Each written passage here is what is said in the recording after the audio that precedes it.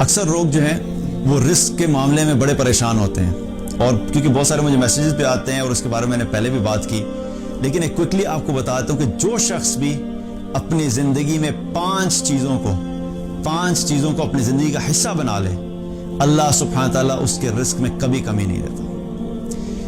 پہلی چیز کیا ہے کہ اپنی زندگی میں اللہ کی فرما برداری کو لے آؤ اور اللہ کی نافرمانی کو چھوڑ دو۔ جو شخص اللہ کا فرما بردار بن جائے گا، اللہ کی نافرمانی کو چھوڑ دے گا، اللہ سبحانہ تعالیٰ کی طرف سے وعدہ ہے کہ اللہ تعالیٰ ایسے شخص کو رزق ایسی جگہ سے دے گا جہاں سے وہ سوچ بھی نہیں سکتا۔ وَمَن يَتَّقِ اللَّهَ يَجْعَل لَّهُ مَخْرَجًا وَيَرْزُقْهُ مِنْ حَيْثُ لَا يَحْتَسِبُ۔ اللہ کا وعدہ کیا ہے کہ جو بھی تقوی اختیار کرے گا، اللہ سے ڈرے گا، اللہ کی فرما برداری کرے گا، اللہ کی نافرمانی چھوڑ دے گا، تو اللہ سبحانہ تعالیٰ اس کے لیے ہر مشکل سے نکلنے کا راستہ بنا دے گا، اور رزق اس کو ایسی جگہ سے دے گا جہاں سے وہ سوچ بھی نہیں سکتا۔ تو پہلی چیز کیا ہے کہ اللہ کی فرما برداری کرو اور اللہ کی نافرمانی چھوڑ دو۔ دوسرا عمل کیا ہے کہ جو شخص بھی کرے گا اللہ اس کے رزق میں برکت دے گا، کثرت سے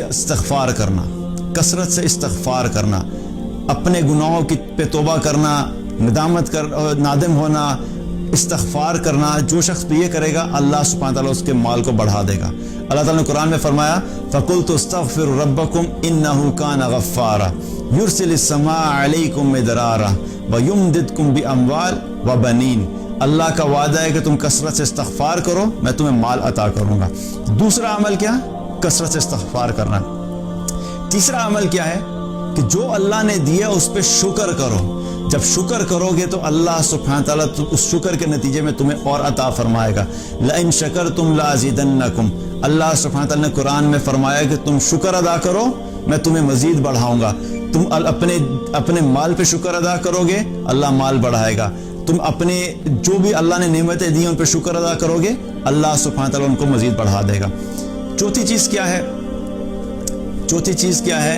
جو شخص بھی صدقہ کرتا ہے، اللہ کی راہ میں مال خرچ کرتا ہے، اللہ سبحانہ تعالیٰ ایسے شخص کے مال میں کبھی کمی نہیں کرتا، اللہ تعالیٰ اس کے رزق کو بڑھاتا ہی ہے۔ اللہ تعالیٰ نے قرآن میں فرمایا مَنْ ذَا الَّذِي يُقْرِضُ اللَّهَ قَرْضًا حَسَنًا فَيُضَاعِفَهُ لَهُ أَضْعَافًا كَثِيرًا۔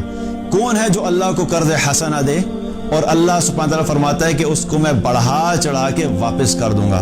آپ لوگوں پہ خرچ کرنا شروع کر دیں، اللہ سبحانہ تعالیٰ آپ پہ خرچ کرنا شروع کر دے گا۔